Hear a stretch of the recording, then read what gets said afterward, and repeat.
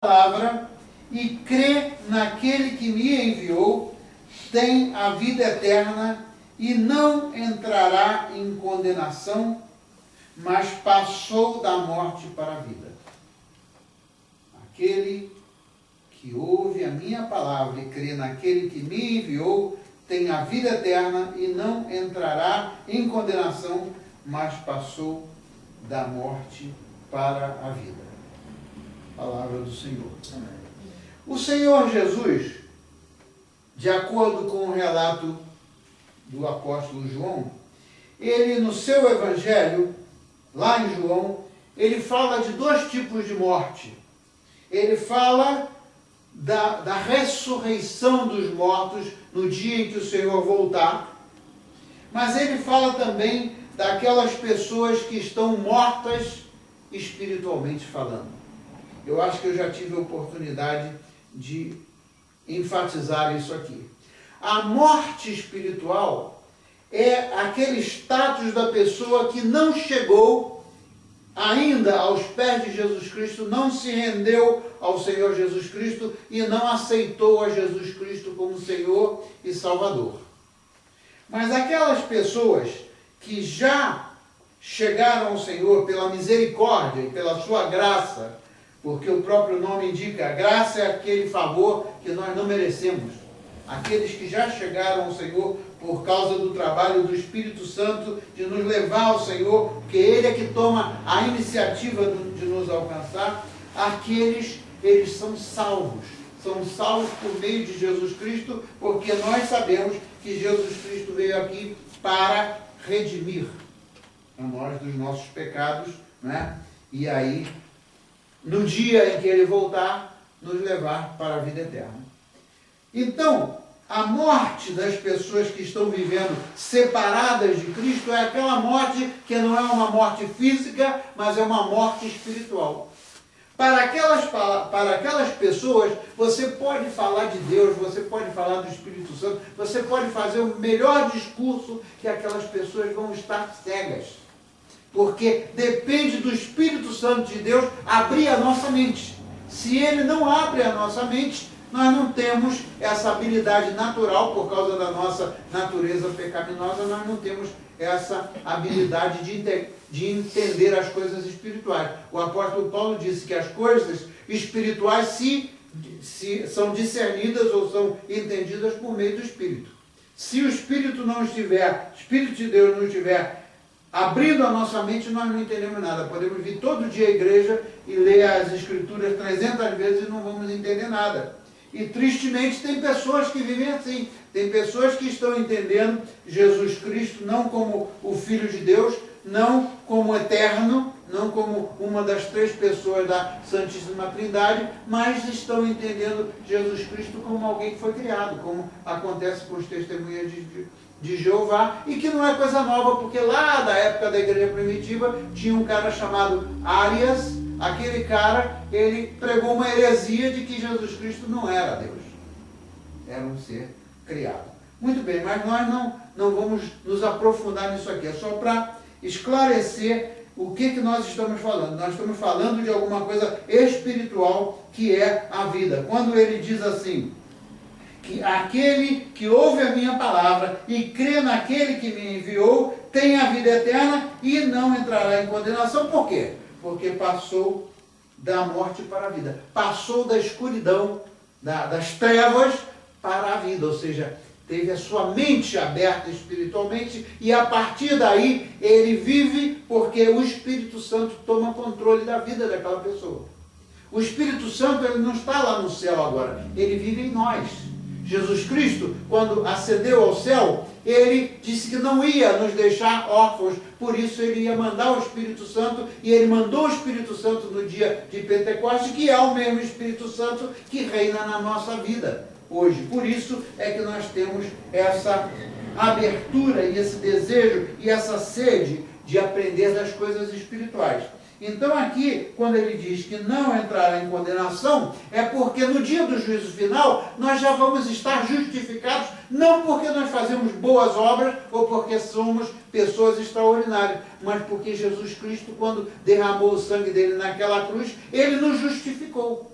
A justificação nossa, pelos nossos malfeitos, pelos nossos pecados, vem exclusivamente por meio de Jesus Cristo. Esse foi o propósito dele vir aqui. Mas depois ele mandou o Espírito Santo para que o Espírito Santo reinasse nas nossas vidas. Muito bem. Então o que acontece na prática? A pessoa que não tem os olhos abertos espirituais vai ler isso aqui, vai ouvir isso aqui e não vai entender coisa nenhuma.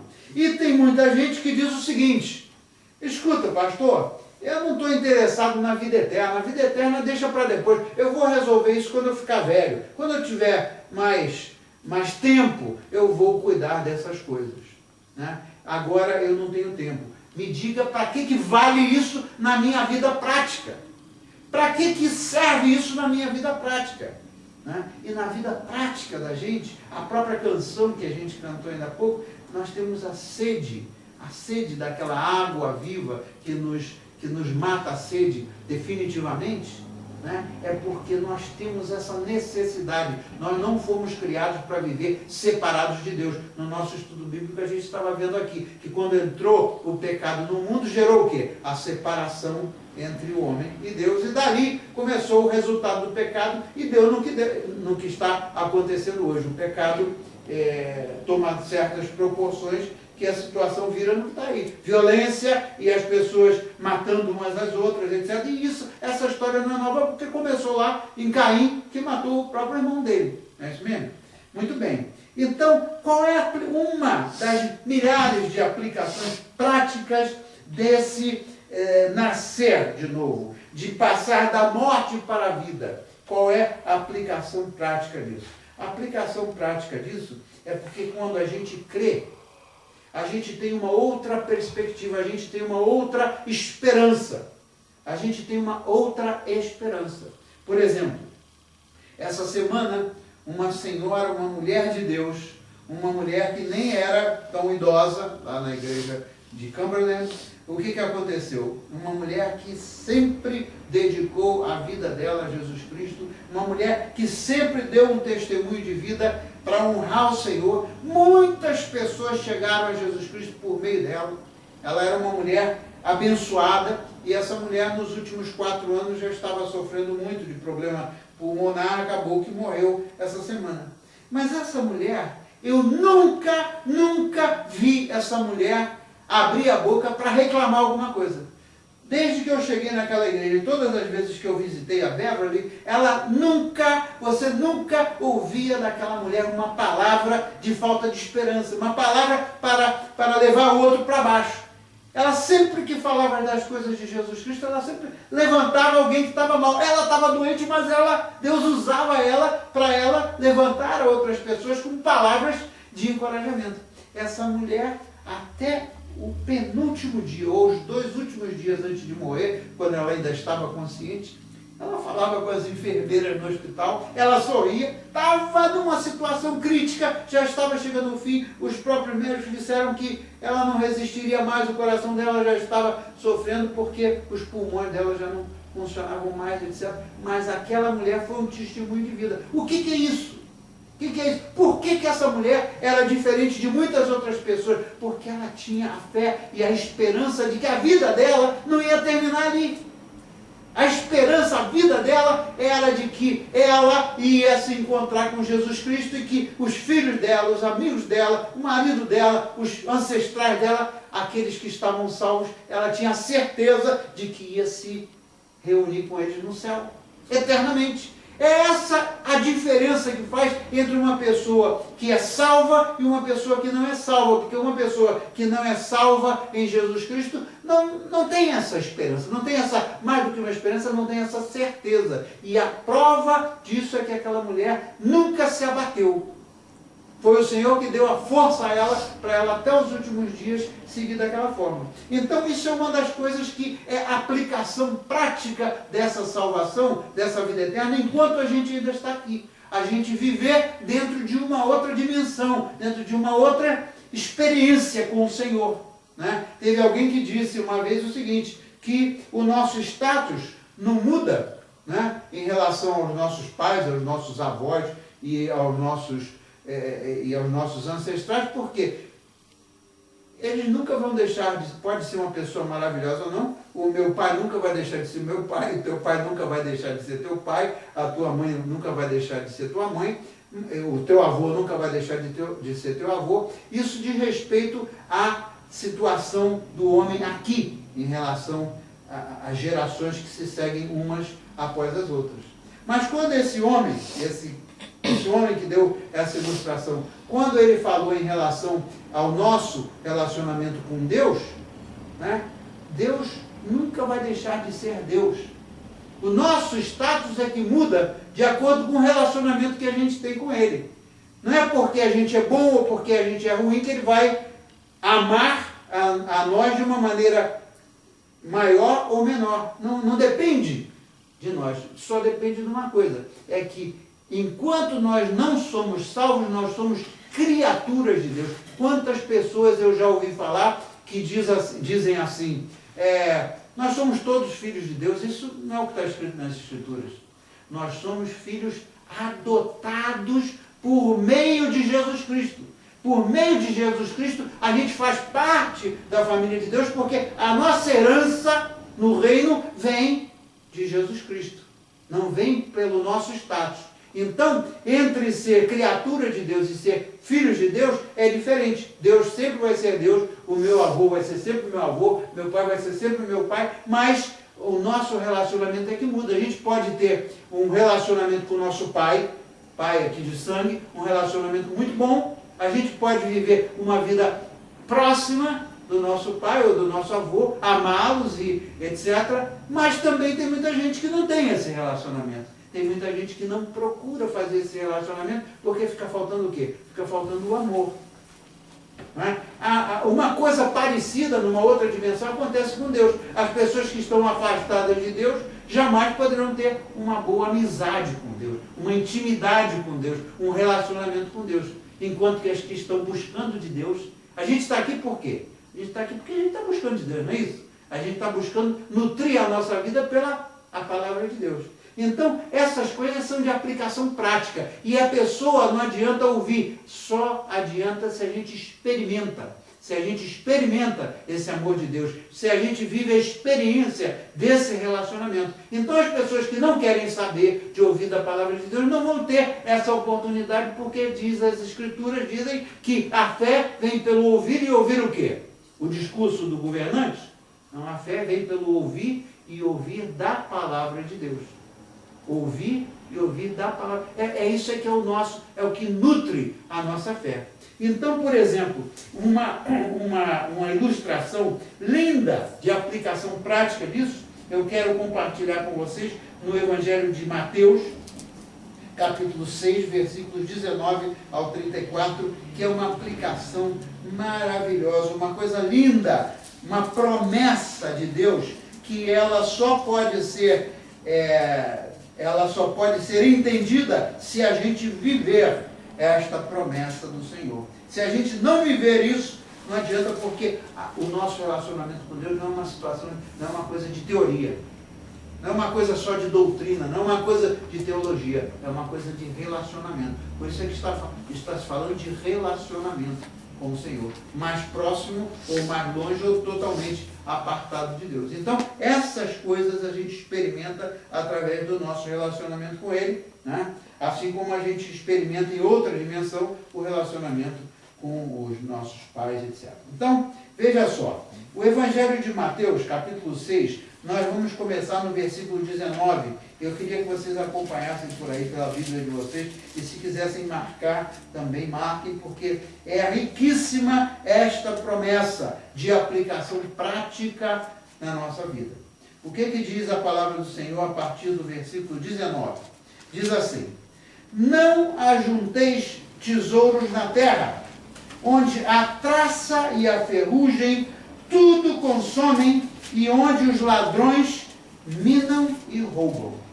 Mas ajuntai tesouros no céu, onde nem a traça, nem a ferrugem corrompem, e onde os ladrões não minam nem roubam. Porque onde estiver o vosso tesouro, veja bem, onde estiver o vosso tesouro, aí estará também o vosso coração. A candeia do corpo são os olhos, de sorte que, se os teus olhos forem bons, todo o teu corpo terá luz. Se, porém, os teus olhos forem maus, o teu corpo será tenebroso. Se, portanto, a luz que em ti há são trevas, quão grandes serão tais trevas? Ninguém pode servir a dois senhores, porque ou há de odiar um e amar o outro, ou se dedicará a um e desprezará o outro. Não podeis servir a Deus e a Mamon. Por isso eu vos digo, olha só, para tirar toda a nossa preocupação, para dar a nós aquela certeza do que está tratado lá em João. Por isso eu vos digo, falou o Senhor, não andeis preocupados quanto à vossa vida, ou não andeis cuidadosos com a vossa vida. Aqui é o sentido de preocupados. Pelo que haveis de comer, ou pelo que haveis de beber. Nem quanto ao vosso corpo, pelo que haveis de vestir. Não é a vida mais do que o mantimento, e o corpo mais do que o vestido? Olhai para as aves do céu, que nem semeiam, nem cegam, nem ajuntam em celeiros, e vosso Pai Celestial as alimenta. Não tendes vós muito maior valor do que estas? E qual de vós poderá, com todos os seus cuidados, acrescentar um côvado à sua estatura? Ou seja, crescer por nós mesmos a nossa estatura.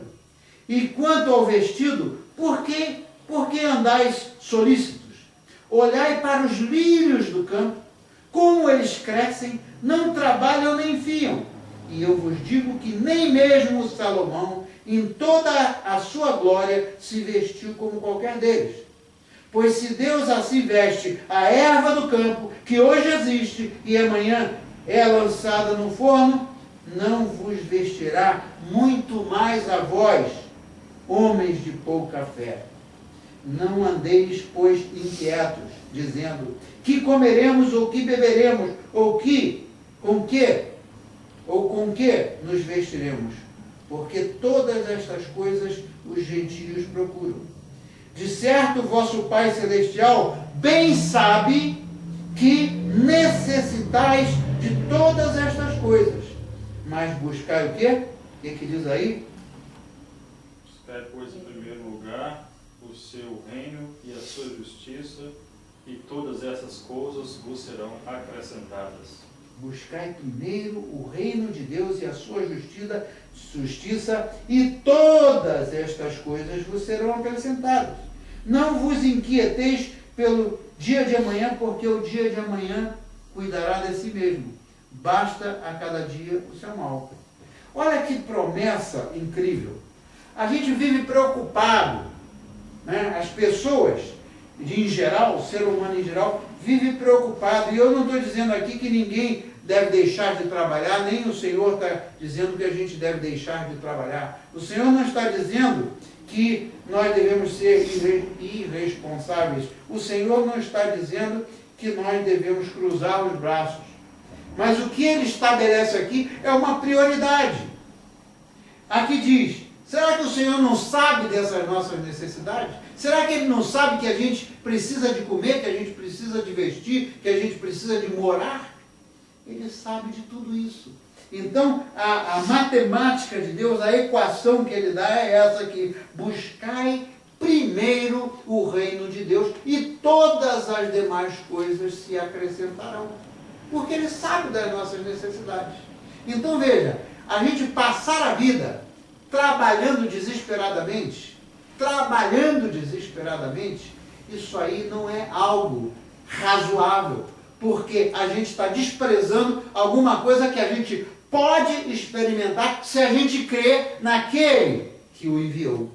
Se a gente crê naquele que enviou a Jesus Cristo, o Pai, né, nós teremos passado da morte para a vida. Passar da morte para a vida é ter vida espiritual e andar pela fé.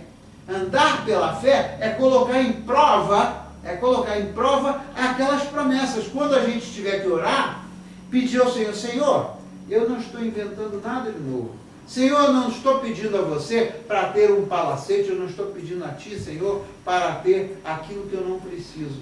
O Senhor sabe das minhas necessidades, mas o que eu estou te pedindo é que o Senhor cumpra a sua promessa.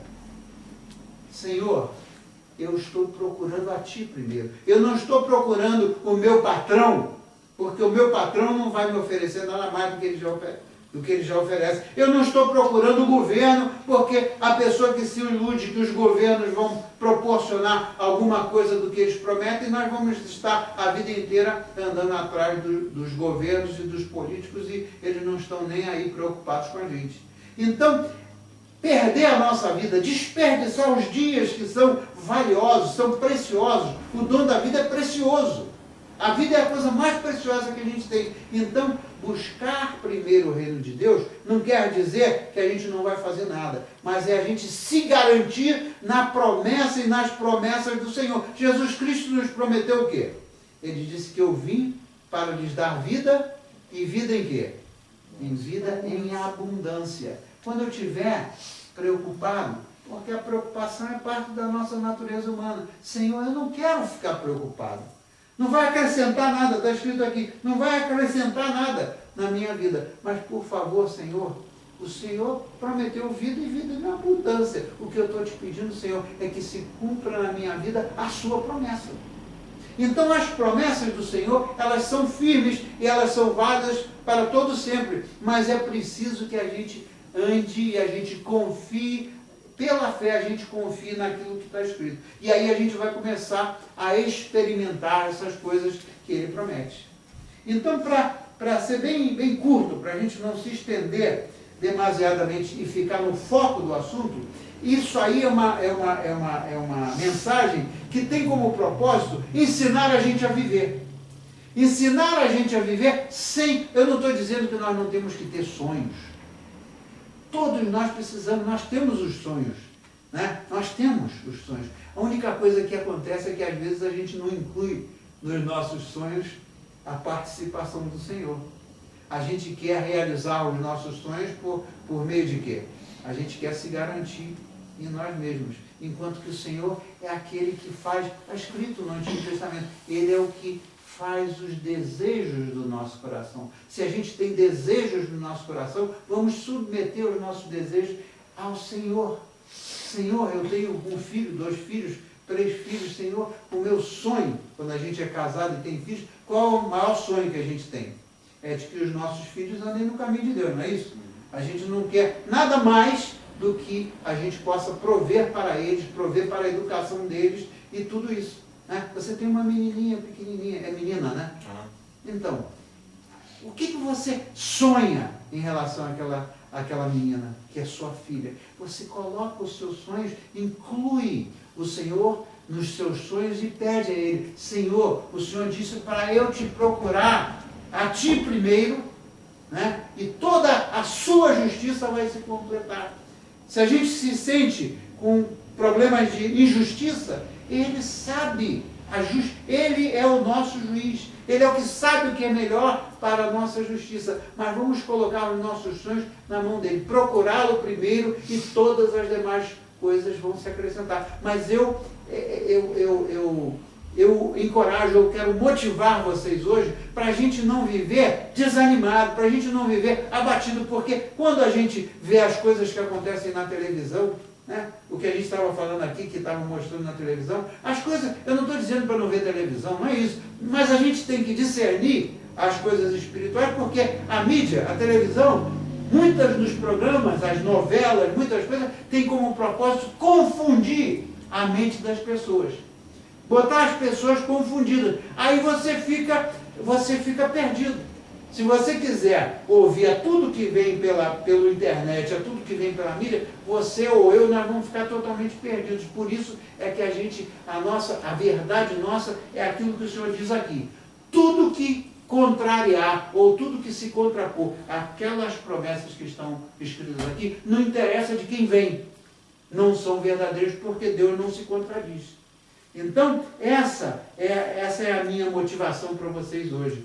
meus irmãos e minhas irmãs, que a gente viva pela fé, que a gente viva colocando o Senhor em primeiro, nossos planos, os nossos projetos na mão do Senhor. E se não acontecer, não é a gente botar na mão do Senhor e no dia seguinte, não, eu vou fazer porque não veio nenhuma resposta. Não, a gente esperar. A palavra mais difícil para nós é esperar. Eu estava comentando com eles aqui, com elas e com o Renato aqui, na hora do nosso estudo bíblico, uma coisa que aconteceu comigo.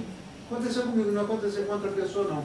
Quando a gente estava lá em Nebraska, a gente estava pedindo ao Senhor, depois de estarmos lá quase 7 anos, 6 anos, alguma coisa, aí a gente estava muito isolado e a gente estava pedindo ao Senhor, Senhor, o Senhor não pode, nós queremos que o Senhor, se for da sua vontade, que o Senhor nos dê uma igreja para a gente cuidar, que esteja perto ou da nossa filha ou do nosso filho.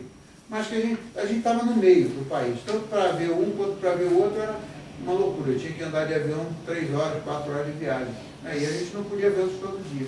Então a gente estava orando, Senhor, que seja feita a sua vontade. O nosso pedido é esse, que a gente fique perto de algum deles. Muito bem, nós ficamos orando por mais de um ano.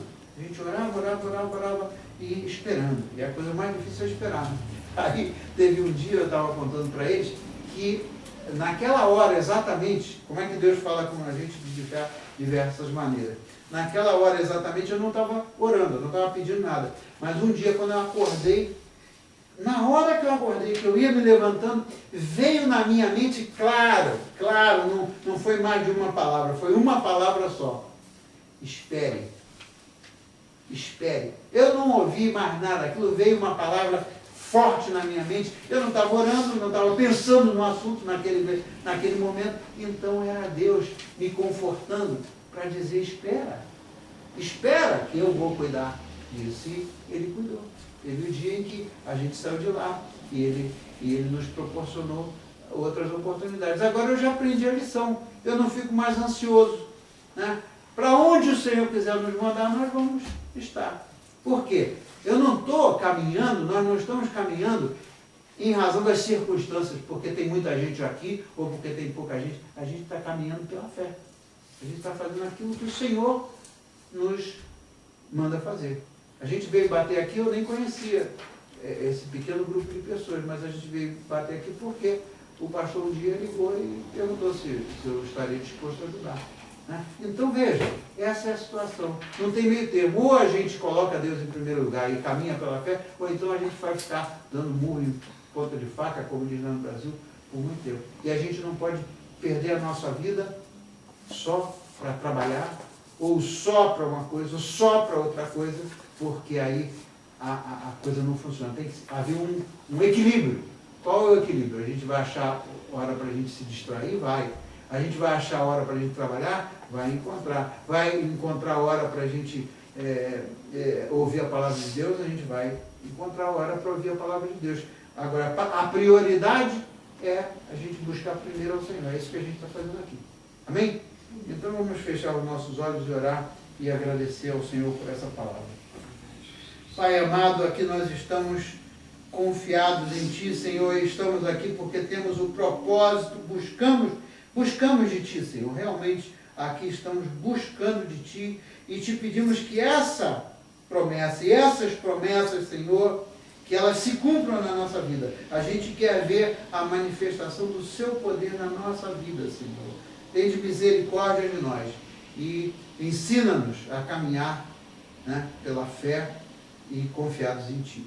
Assim nós oramos e Te agradecemos pela nossa família, pelos nossos filhos, pelas outras pessoas que aqui não estão e por todos os que virão. Assim oramos em nome poderoso de Jesus e o povo de Deus pode responder. Amém. Amém.